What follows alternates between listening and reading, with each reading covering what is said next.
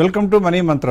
ఈరోజు ఎపిసోడ్లో మీకు కొద్దో గొప్ప క్లారిఫికేషన్స్ ఇవ్వవలసినటువంటి మ్యాటర్స్ మీద ఇస్తూ, అలాగే ఈక్విటీస్లో కూడా మిమ్మల్ని ప్రవేశపరుస్తూ, అందులో ఇప్పటి వరకు మనం చర్చించినటువంటి అంశాలను వాడుకుని ఎలా ఎక్కువ మంది లాభాలు సంపాదించగలుగుతున్నారో ఉదాహరణతో సహా చూపించాలనే ఉద్దేశంతో నాతో పాటు యశ్వంత్ కూడా స్టూడియోలో రెడీగా ఉన్నారు.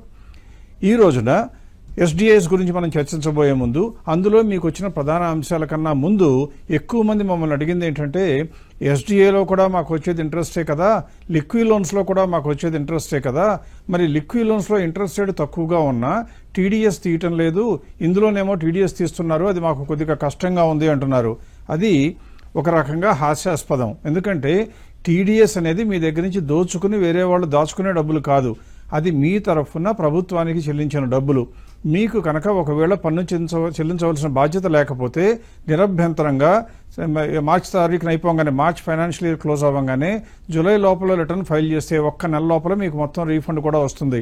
పైగా ఎంత మొత్తం వస్తుందంటే పెద్దగా ఎక్కువ పోదు, కాబట్టి మీకు వచ్చిన ఇంట్రెస్ట్ పోర్షన్లోనే కొద్దిగా వెళ్తుంది. కాబట్టి దాని గురించి ఆలోచించడం అంత మంచి పద్ధతి కాదు. పైగా ఇంకా కొంతమంది అడిగారంటే, ఎందుకు ఇంట్రెస్ట్ టీడీఎస్ ఇక్కడ చేయటం లేదు, ఎస్డిఎల్ ఎందుకు చేస్తున్నారు అన్నారు. మళ్ళీ ఒకసారి క్లారిఫై చేస్తున్నాను.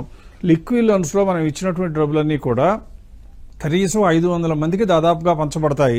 అంటే మనం ఎంత అమౌంట్ పెట్టినా కూడా 50 రూపాయలు, 100 రూపాయలు, 250 రూపాయలు మాత్రమే ఒక్కొక్క వ్యక్తికి మన అమౌంట్లో నుంచి అతనికి ఇచ్చే లోన్ వైపు వెళ్ళబడుతుంది.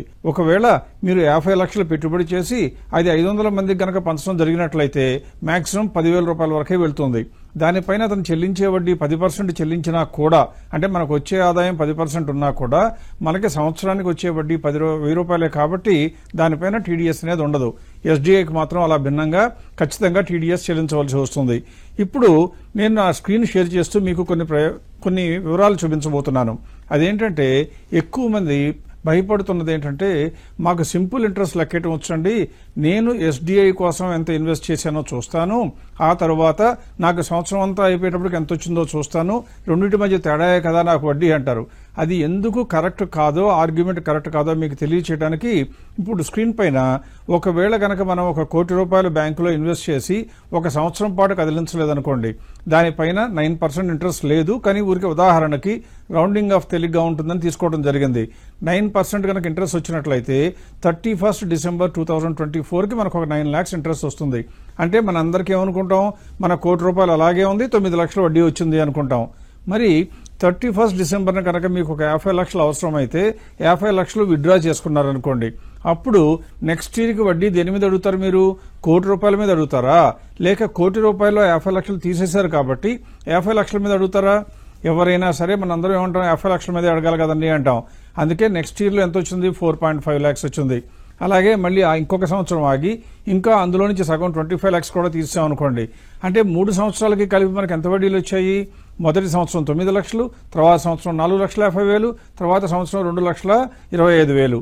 మరి ఇప్పుడు వడ్డీ ఎంత అండి అంటే మీరు 9% అనే చెప్తారు, కానీ ఎట్టి పరిస్థితుల్లో కూడా ఈ 3 వడ్డీలు కలిపేసి 3 సంవత్సరాలకు కలిపి ఎంత వచ్చింది కాబట్టి మాకు వచ్చింది 6% అనండి, 5% అనండి అంటామా? అనం. అందువల్ల ఎట్టి పరిస్థితుల్లో కూడా మీరు అనుకుంటున్నట్లుగా అటువంటి ఆలోచన ఉండకూడదు. ఎప్పుడు కూడా మన డబ్బు ఎంత వేరే వాళ్ళ దగ్గర ఉందో దాని మీద వచ్చేది వడ్డీ పర్సంటేజ్ లెక్కేయాలి, కానీ మనకి మొత్తం సంవత్సరం పొడుగునా అసలు కూడా వెనక్కి చేస్తున్నా కూడా వడ్డీ రావాలని కోరుకోకూడదు.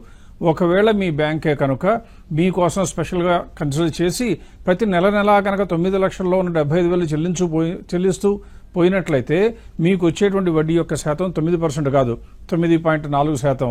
అందువల్ల క్రమం తప్పకుండా కనుక వడ్డీ వస్తుంటే వడ్డీ రేటు పెరుగుతుంది, అందులో ప్రిన్సిపల్ కూడా కలిసి వస్తుంటే ఇంకా పెరుగుతుంది. ఇప్పుడు ఎలాగో ఒకసారి చూడబోయే ముందు, ప్రస్తుతం చాలా మంది నన్ను అడిగింది ఏంటంటే, ఈ ఎస్డిఏలో ఇన్వెస్ట్ చేయాలంటే ఆపర్చునిటీస్ అసలు ఎలా తెలుస్తాయి అండి అని అడుగుతా ఉన్నారు. దానికి ఎగ్జాంపుల్ ఇవ్వడానికి కానీ మీకు స్క్రీన్ మీద ఒకటి చూపిస్తున్నాను. ఇది మీరు ఇక్కడ స్క్రీన్ మీద చూసినట్లయితే సెక్యూరిటైజ్ డెట్ ఇన్స్ట్రుమెంట్లో ఉన్నటువంటి కోలో చెందినదే. సమున్నతి అనేటువంటి లోన్లో ఉన్నటువంటిది కలిపి ఎంత సెక్యూరిటీ ఉంది, ఎంత డబ్బు అయితే మన దగ్గర నుంచి సేకరిస్తున్నారో దానికి 150%, అంటే 1.54 times సెక్యూరిటీగా లోన్లు ట్రాన్స్ఫర్ చేయడం జరిగింది. దాని యొక్క క్రెడిట్ రేటింగ్ చూస్తే కనుక ఎంత ఉంది? ఏ క్రెడిట్ రేటింగ్ ఇక్కడ చేస్తుంది, అంటే బ్రహ్మాండమైన రీపేమెంట్ ఉందని కూడా తెలుస్తుంది.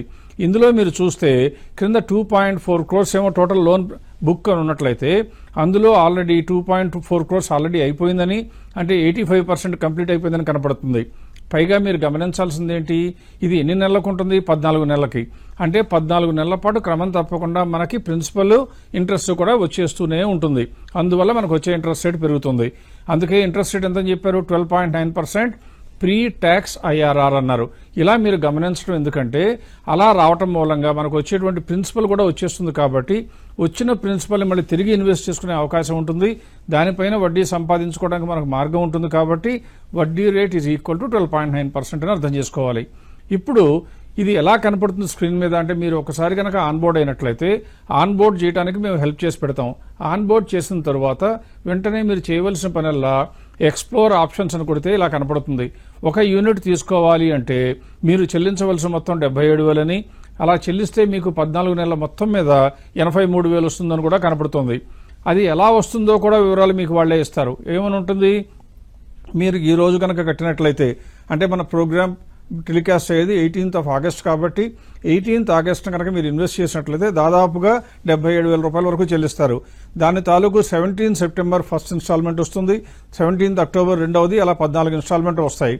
ఇలా చూసినట్లయితే మొట్టమొదటి వచ్చే ఇన్స్టాల్మెంట్లోనే మీకు 5,623 రూపాయలు, 27 రూపాయలు ఏమో ప్రిన్సిపల్ గాను, 762 రూపాయలు ఇంట్రెస్ట్ గాను వస్తుంది.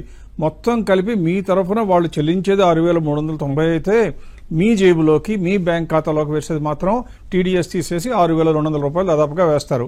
ఇలా చూసినట్లయితే చివరికి వచ్చేటప్పుడు మొత్తం మీద ఎంత వచ్చింది, అన్ని 14 నెలల్లో కలిపి 83,449 వాళ్ళు చెప్పినట్లే వస్తుంది.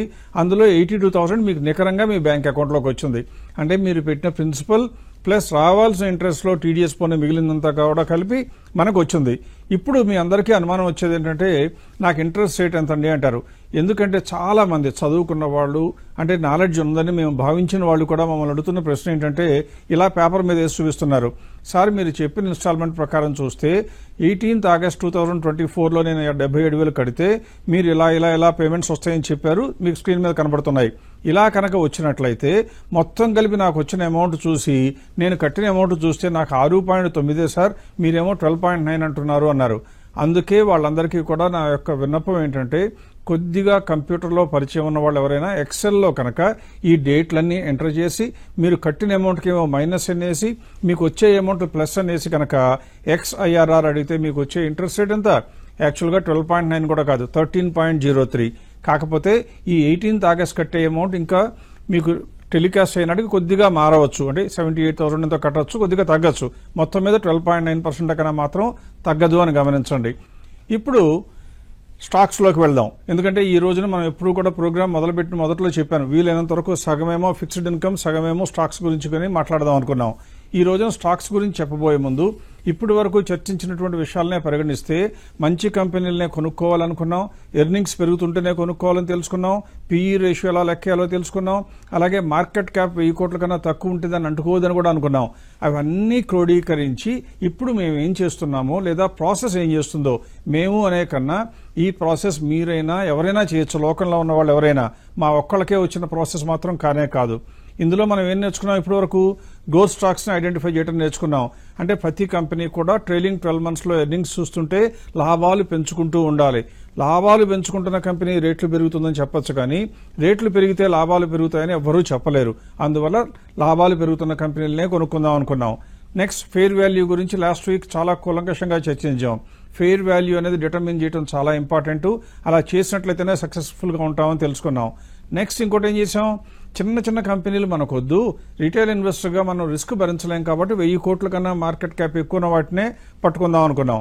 నెక్స్ట్ ఫెయిర్ ప్రైస్కి మార్కెట్ ప్రైస్కి గ్యాప్ ఎంత ఉందో చూసి అది ఎంత గ్యాప్ ఎక్కువ ఉంటే మనకు అంత అట్రాక్టివ్గా నోరూరించాలి అనుకున్నాం. ఖచ్చితంగా కొనుక్కోవాల్సిన కంపెనీ ఏది, గ్యాప్ ఎక్కువ ఉన్నది, లాభాలు పెంచుకుంటూ ఫెయిర్ ప్రైస్ కన్నా బాగా డిస్కౌంట్లో ట్రేడ్ అయ్యే కంపెనీలు కొనుక్కోవాలనుకున్నాం.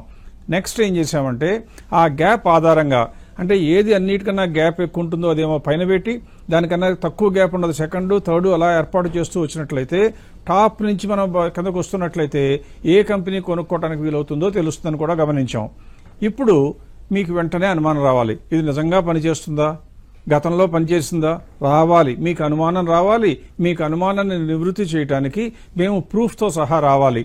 ఈ రోజున యశ్వంత్ నేను రిక్వెస్ట్ చేయబోతున్నది ఏంటంటే, ఇలా చేసినటువంటి టాప్ ర్యాంక్స్ కనుక మంచి కంపెనీలు లాభాలు పెరుగుతున్నవి ఫెయిర్ వాల్యూతో పోలిస్తే తక్కువలో ఉన్నాయి కన్సిడర్ చేస్తూ వాటన్నిటిని ఒక ఆర్డర్లో పెట్టవచ్చా, పెడితే కనుక ఎలా పరిగణిస్తే ఎలా పనిచేస్తుంది, దాని మూలంగా ఇన్వెస్టర్లు ఎలా లాభపడచ్చు, అది ఎలా సాధ్యమో కూడా చెప్పమని యశ్వంత్ని రిక్వెస్ట్ చేస్తున్నాను. సో ఇందాక ప్రసాద్ గారు చెప్పినట్టు అంటే ప్రాసెస్ ఎలా ఉండాలి, మీరు మీ అంతటా మీరు స్టాక్ సెలెక్షన్ ఎలా చేసుకోవాలని కొన్ని పాయింటర్స్ గురించి చెప్పి ఉన్నారు. అంటే మనం గత వారంలో కూడా చెప్పున్నాం ఈ ఫేర్ వాల్యూ ఎలా లెక్కేయాలి, ఆ ఫేర్ వాల్యూ యొక్క ఇంపార్టెన్స్ ఏంటి కూడా కొంచెం టచ్ చేసాం. కానీ మోస్ట్ ఇంపార్టెంట్ క్వశ్చన్ మీకు ఏం రావాలంటే ఫేర్ వాల్యూ అని చెప్తా ఉన్నారు, ఈ ప్రాసెస్ అని కూడా చెప్తా ఉన్నారు. కానీ పాత రోజుల్లో ఈ చెప్పిన థియరీ ఎంతవరకు సక్సెస్ అయింది, ఎన్ని రోజులు సక్సెస్ అయింది, ఎటువంటి ఫెయిలియర్స్ని చూసింది కూడా అడగాల్సిన క్వశ్చన్స్ ఇవే. యాజ్ ఎ ఇన్వెస్టర్ మీరు కూడా ఫుల్గా కైండ్ ఆఫ్ డిస్కషన్ చేయటమే కాకుండా థియరీ లెవెల్లో ఎగ్జామిన్ చేసి ప్రాక్టికల్ కేసెస్ చూసి దానిపైన ఒక నిర్ణయం తీసుకోవాలి. కానీ ఫేస్ వాల్యూలో ఒకళ్ళు కొంచెం బాగా చెప్తున్నారు కదా అని వాళ్ళు మాటలు వినడానికి కూడా ఉండకూడదు. మీరు ఎప్పుడైనా సరే ఆ డ్యూ డిలిజెన్స్ మీ అంతటా మీరే చేసుకోవాలి.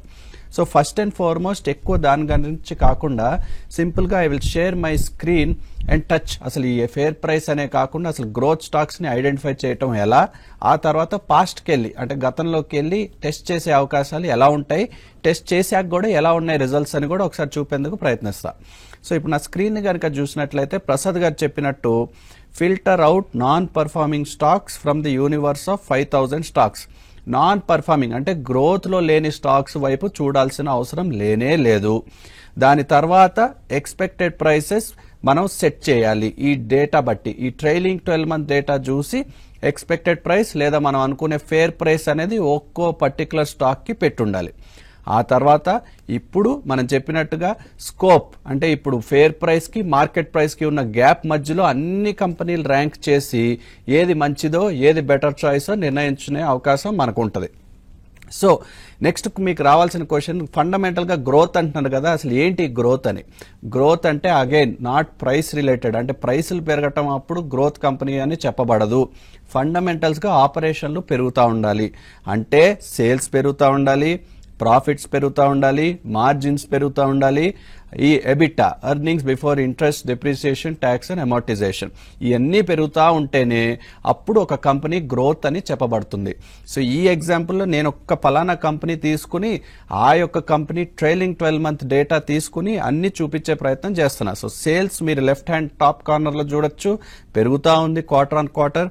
కింద ప్రాఫిట్ చూడొచ్చు, ప్యాట్ అంటే profit after taxes quarter on quarter పెరుగుతూ ఉంది. అలాగే సిమిలర్గా ఎబిటా. సో ఇవన్నీ పెరుగుతున్నాయి కాబట్టి ఫస్ట్ అండ్ ఫార్మోస్ట్ ఒక కంపెనీ అని గ్రోత్ అని చెప్పబడుతుంది. ఇలా స్టాక్స్ గురించిన మరిన్ని వివరాలు తెలుసుకోబోయే ముందు అసలు నెక్స్ట్ వచ్చేసి ఈ కైండ్ ఆఫ్ థియరీ చెప్పాం కదా, పాస్ట్లో ఎలా ఉండేది, అసలు ఫ్రేమ్ వర్క్ ఉంటుందా మనం కూడా టెస్ట్ చేసుకోవడానికి అని కూడా మీరు అడగాలి. సో మన దగ్గర ఒక పలానా డేట్ ఇస్తే ఆ డేట్న మనం ఇచ్చిన టాప్ రికమెండేషన్స్ ఏంటి, అగైన్ ఈ రూల్స్ బట్టే చెప్తాం. 1000 కోట్ల కంటే మార్కెట్ క్యాప్ ఎక్కువ ఉండాలి, ఫండమెంటల్గా గ్రోత్ అయి ఉండాలి, అండ్ ఫేర్ ప్రైస్కి కరెంట్ ప్రైస్కి కొంచెం డిస్కౌంట్ ఉండాలి. ఆ 3 పారామీటర్ సాటిస్ఫై చేస్తేనే అసలు మన లిస్టులోకి రావాలి. సో ఈ ఎగ్జాంపుల్లో నేను 3/24 అంటే March 24 లాస్ట్ ఇయర్ ఊరికే ఒక ఎగ్జాంపుల్ తీసుకోవటం కోసం ఈ డేట్ సెలెక్ట్ చేసుకున్నానే కానీ దానికి ఎటువంటి స్పెషాలిటీ ఏమీ లేదు. సో మీ అంతటా మీరు కూడా ఫ్యూచర్లో వెళ్ళి ఎటువంటి డేట్ కావాలంటే అటువంటి డేట్ పెట్టి టెస్ట్ చేసుకునే అవకాశం ఉంటుంది. సో ఫస్ట్ అండ్ ఫార్మోస్ట్ ఈ టాప్ హ్యాండ్ సైడ్లో అసలు ఏవి ఉన్నాయి కాలమ్స్ అని చెప్పేందుకు ప్రయత్నిస్తా.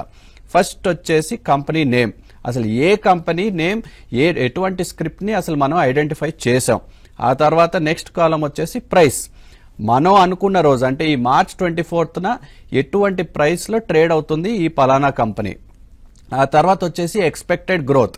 సో ఇందాక చెప్పినట్టుగా ఫేర్ ప్రైస్ అని చెప్పున్నా, ఈ కరెంట్ ప్రైస్కి ఫేర్ ప్రైస్కి మధ్యలో ఉండే గ్యాపే అరౌండ్ 99% ఈ నేషనల్ ఫర్టిలైజర్ ఎగ్జాంపుల్కి అయితే. ఆ తర్వాత కాలం వచ్చేసి క్వార్టర్, అంటే ఏ క్వార్టర్ డేటా బట్టి ఆధారపడి ఈ కైండ్ ఆఫ్ అనాలిసిస్ ఇచ్చాం. సో లేటెస్ట్గా ఏదొచ్చింది, మార్చ్లో ఉన్నాం, March 23లో ఉన్నాం అంటే ఇంకా మార్చ్ డేటా క్వార్టర్లీ రిజల్ట్స్ రావాల్సి ఉంది, అది ఇంకా రాలేదు కాబట్టి మనం December 2022 బేస్ చేసుకుని చెప్పిన డేటానే ఈ కైండ్ ఆఫ్ నేషనల్ ఫర్టిలైజర్. ఆ తర్వాత వచ్చే కాలం ఇండస్ట్రీ కూడా చాలా ఇంపార్టెంట్. ప్రసాద్ గారు కూడా టచ్ చేశారు ముందు. ఎటువంటి పోర్ట్ఫోలియో అయినా 20% కంటే ఎక్కువ ఒక పలానా ఇండస్ట్రీలో పెట్టకూడదు.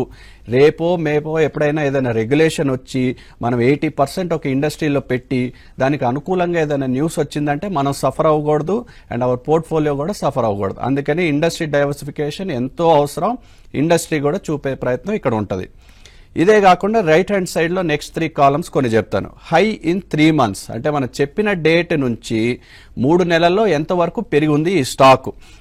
And then max price date అంటే ఏ రోజు ఆ పెద్ద ప్రైస్ అనేది చేరుకుంది. యాక్చువల్ గ్రోత్ పర్సంటేజ్ ఎంత పెరిగింది ఈ 3 నెలల్లో, 23%, 37%, ఏదైనా అసలు పెరిగిందా లేదా, కొన్నిసార్లు పెరగాల్సిన అవసరం కూడా ఉండదు. లాస్ట్కి వచ్చేసి 10% గ్రోత్ ఉందా లేదా. సింపుల్గా 10% కంటే ఎక్కువ గ్రో అయినట్టయితే ఒక టిక్, లేదంటే ఒక క్రాస్ మార్క్ ఉంటుంది. సో నౌ ఇంకొంచెం డీపర్ లెవెల్లో ఈ స్టాక్స్ అసలు ఏ ఉండిని March 24th మనం ఏం సజెస్ట్ చేస్తున్నాం అంటే, ఫస్ట్ వచ్చేసి నేషనల్ ఫర్టిలైజర్ 72 రూపాయల్లో ఉండి ఎక్స్పెక్టెడ్ గ్రోత్ 99% అని చెప్పాం. అలాగే ఈ వచ్చే 3 నెలల్లో ఎంతవరకు వెళ్ళిందండి, 89.70 అంటే అరౌండ్ 23% పెరిగింది. So it is some what a good choice. Next Dilip Buildcon ఎంతలో ఉండింది, 183 రూపీస్. ఆ చెప్పిన రోజు ఎక్స్పెక్టెడ్ గ్రోత్ 86%. మళ్ళీ ఎంత పెరిగింది ఈ 3 నెలల్లో, 37%.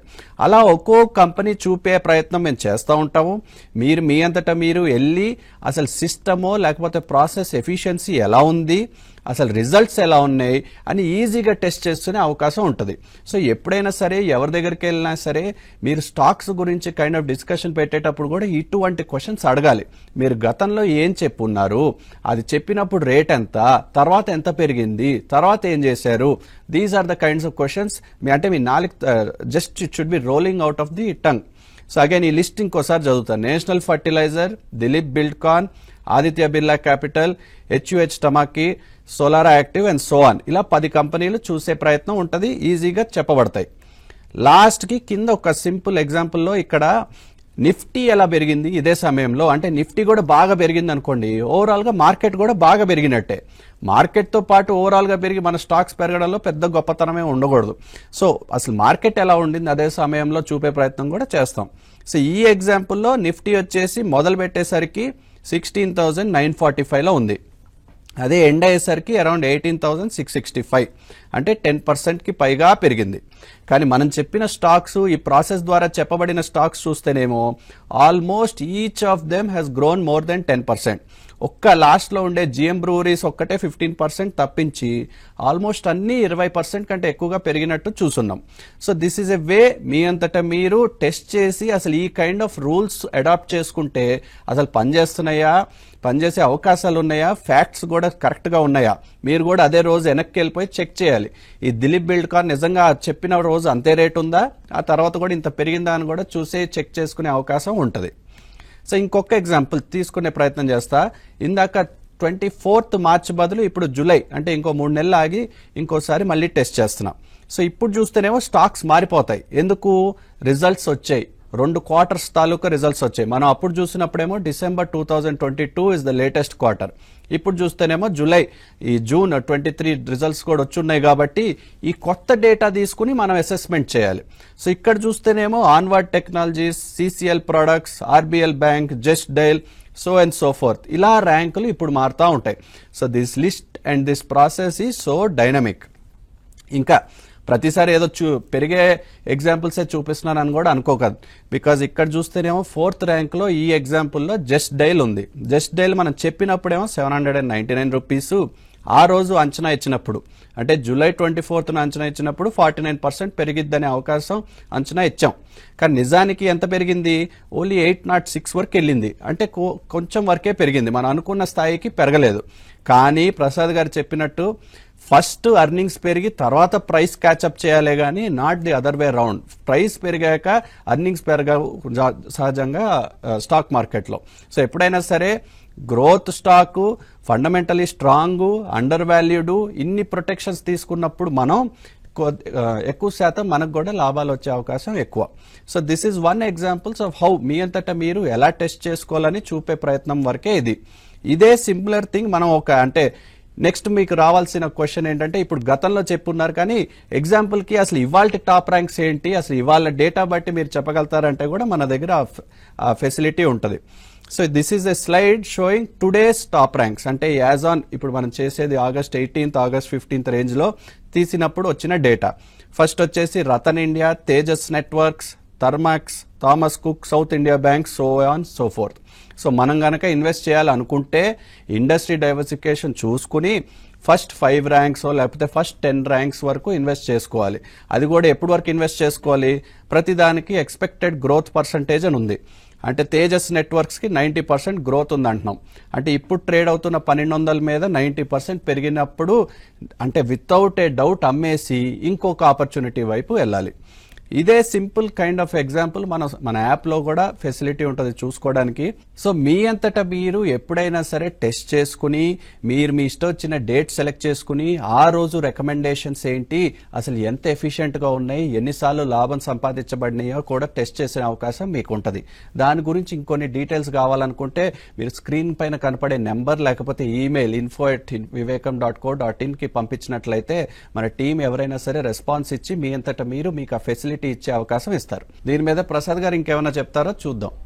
తప్పకుండా యశ్వంత్, ఎప్పుడు కూడా నువ్వు చెప్పింది 1 రోజు 2 రోజులు తీసుకుంటే ప్రజల్లో వచ్చే అనుమానం ఏంటంటే మీకు సూటబుల్ అయిన డేట్స్ ఏమో తీసుకున్నారేమో అనుకుంటారు. అలా కాకుండా ఉండటానికి వీలుగా నేను ఏం చేస్తానంటే 2024 ఇయర్లో కూడా మనం ఒకసారి పరిశీలిద్దాం. అది కూడా ఎలా చేద్దాము, 1-2 రోజులు కాకుండా ఏకంగా 2.5 months పాటు డేటా తీసుకుందాం. ఎలా తీసుకుంటాను అంటే 23rd December రిజల్ట్స్ రావడానికి 15 రోజులు పడుతుంది. కాబట్టి నేను ఇప్పుడు మీకు స్క్రీన్ షేర్ చేసి అందులో 18th January నుంచి మొదలుపెట్టి యునిక్గా కొత్తగా వచ్చిన కంపెనీలన్నీ కూడా మీకు రికార్డు ఇస్తూ పోతాను. అంటే మీకు ఏం జరుగుతుంది, 18th Januaryన కొత్తగా లిస్టులో యాడ్ అయిన కంపెనీలు, 19th January ఉంటే 19th కొత్తగా యాడ్ అయిన కంపెనీలు అలా కనపడుతూ ఉంటాయి. ఇప్పుడు మీరు స్క్రీన్నే కనుక చూసినట్లయితే 18th Januaryన మీకు ఇచ్చినటువంటి లిస్టులో 2 కొత్త కంపెనీలు వచ్చినాయి. ఏమేంటవి, గణేష్ హౌసింగ్ ఒకటి, హైటెక్ పైప్స్ ఒకటి. అంటే అవి 2 డిసెంబర్ రిజల్ట్స్ వచ్చిన వాటిలో కొత్తగా కలిశాయి. అవి 2 చూస్తే ఎంత పర్సంటేజ్ పెరిగాయో అలాగే ఎన్ని రోజుల్లో పెరిగాయో కూడా పక్కనే కనపడుతుంది. ఇక్కడ 3 నెలల బదులు మనం 6 నెలల దాకా ముందుకు వచ్చేసాం కాబట్టి 6 months డేటా తీసుకుంటున్నాను. గణేష్ హౌసింగ్ 513లో చెప్తే 1100 అయిందని, అంటే మనం చెప్పడం మన గొప్పతనం కాదు, ప్రాసెస్ ప్రకారం వచ్చినవే. దానిలో చూస్తే 116% వచ్చిందని, హైటెక్ పైప్స్ చెప్తే 22% అని, జిండాల్ స్టెయిన్లెస్ అయితే ఇలా ఉందని, ఇలా ఇవన్నీ కూడా 23rd January చూస్తే ఎక్కువ కంపెనీలు రిజల్ట్స్ రావడంతో దాదాపుగా 6-7 కంపెనీలు లిస్టులో కొత్తగా యాడ్ అయినాయి. అలాగే ఈ ఒక్కరోజే సక్సెస్ అనుకోకుండా జనవరి తర్వాత ఇంకా కొద్దిగా ముందుకు వెళ్ళి 24th, 25th, 30th January, 5th February కూడా ఇచ్చాను. ఇవన్నీ కూడా చూస్తే ఇప్పుడు వరకు మీరు చూసిన 20 కంపెనీలు కూడా ఏది చూసినా కూడా 10, 20, 30% కూడా పెరిగినట్టు కనపడుతుంది. కొన్ని 100, 300% కూడా పెరిగినట్టు కనపడుతుంది. ఇదేది మా గొప్పతనం కాదు, ఇది కేవలం కంపెనీల పనితీరు ఆధారంగా ప్రైసెస్ నిర్ణయించబడతాయి అనే దానికి రూఢి మాత్రమే తప్పితే మా గొప్పతనంగా చాటింపు చేసుకోవాలనే కోరిక మాకు లేదు. ఎట్టి పరిస్థితుల్లో కూడా ప్రాఫిట్ లైన్ అమ్ముకుంటే మనం అందరం బాగుపడతాం అనుకోవాలి. ఇప్పుడు మీకు అనుమానం రావచ్చు, ఈ సంవత్సరం మార్కెట్ అంతా బాగుంది కదండి అంటారేమో. అందుకే మీకోసం నిఫ్టీ కూడా గ్రాఫ్ ఇస్తున్నాను. ఇది జనవరిలో నుంచి మొదలుపెట్టి 18th నుంచి ఇప్పటి వరకు చూస్తే మొత్తం మీద ఎంత ఇండెక్స్ పెరిగింది అంటే, మనం ఈ వీడియో చేసింది 14th వీడియో చేస్తున్నాం కాబట్టి 14th ఈవినింగ్ చూస్తే కేవలం 12% పెరిగింది. హయ్యెస్ట్ ఎంత పెరిగిందయ్యా అంటే చూస్తే కూడా 15.9, అంటే 16% కన్నా పెరగలేదు. కానీ ఆ లిస్టులో చూడండి, ఇంకా 20 నుంచి 30 దాకా చూస్తే ఇందులో కూడా 2 కంపెనీలు తప్పితే కేసాల్స్ ఇండియా ఒకటి, ఎక్స్ప్రో ఇండియా తప్పితే మిగతా అన్ని కూడా ఇండెక్స్ కన్నా ఎక్కువ సంపాదించాయి. అలాగే ఇంకా నెక్స్ట్లోకి వెళ్ళిపోయి ఇంకో 10 కంపెనీలు, అంటే ఇప్పుడు 40 కంపెనీలు చూసాం. ఇవి కూడా చూస్తే అన్ని ఒక్క కంపెనీ తప్పితే ప్రిన్స్ పైప్స్ తప్పితే అన్నీ కూడా 60%, 50% బీట్ చేశాయి. నెక్స్ట్ ఆఖరిలో ఉన్నది మొత్తం 65 కంపెనీలు నాకు కన్సిడరేషన్లోకి వచ్చాయి. ఇప్పుడు మొత్తం 65 కంపెనీలు వస్తే ఆఖరిగా ఉన్నటువంటి కొన్ని కంపెనీలు కూడా మీ స్క్రీన్ మీద చూడటం జరిగింది. ఇలా మీకు ప్రాఫిట్స్ ఆధారంగా చేసుకుంటే ప్రైసెస్ పెరుగుతాయని నమ్మకం ఉంది కాబట్టి రాబోయే రోజుల్లోనైనా కనీసం ఇక నుంచి జాగ్రత్త పడండి. ఇప్పుడు మీకు సందేహం రావచ్చు, మీకున్న కంపెనీలో మంచివేవి చెడ్డవేవి అనుకుంటారేమో. అలా కనుక్కున్నట్లయితే మీరు చేయవలసిందల్లా కొద్దిగా ఓపిక చేసుకుని వాట్సాప్ ద్వారా అయినా ఈమెయిల్ ద్వారా అయినా మీ పోర్ట్ఫోలియోని మాకు పంపించినట్లయితే ఉచితంగా కంప్లీట్గా ఫ్రీ ఆఫ్ కాస్ట్గా మీ అందరికీ కూడా మీకున్న కంపెనీలో మంచివేవి మంచివి కానివేవి, అందులో లాభాలు పెంచుకుంటున్నవేవి పెంచుకోనివేవి, ఎన్ని కంపెనీలు మార్కెట్ వాల్యూ ఫెయిర్ వాల్యూతో పోలిస్తే బాగా ఇంకా తక్కువలో ఉన్నాయో ఎందుకు మీరు ఉంచుకోవచ్చు కూడా చెప్పే ప్రయత్నం చేస్తాం. ఇది ప్రతి మనిషికి ఒక్కసారి చేయబడుతుంది కాబట్టి ఆలస్యం చేయకుండా వీలైనంత త్వరగా మీ పోర్ట్ఫోలియోని మాకు షేర్ చేసుకోండి. ఈ రోజున కొద్దిగా స్టాక్స్ గురించి కూడా మాట్లాడాం, కానీ నెక్స్ట్ వీక్లో మాత్రం ప్రతి ఒక్క మనిషికి అదనంగా 18% కన్నా తగ్గకుండా సంపాదించే మార్గాలు చెప్పాలనేటువంటి కృత నిశ్చయంతో ఉండటంతో వచ్చే వారం ఎపిసోడ్ మొత్తం కూడా ఆల్టర్నేట్ ఇన్వెస్ట్మెంట్ ఫండ్స్, అవి రిటైల్ ఇన్వెస్టర్స్ కూడా ఎలా అందుబాటులో తీసుకురావడానికి ప్రయత్నం చేయబోతున్నాం. అప్పటి వరకు వెయిట్ చేస్తారని ఆశిస్తూ సెలవు.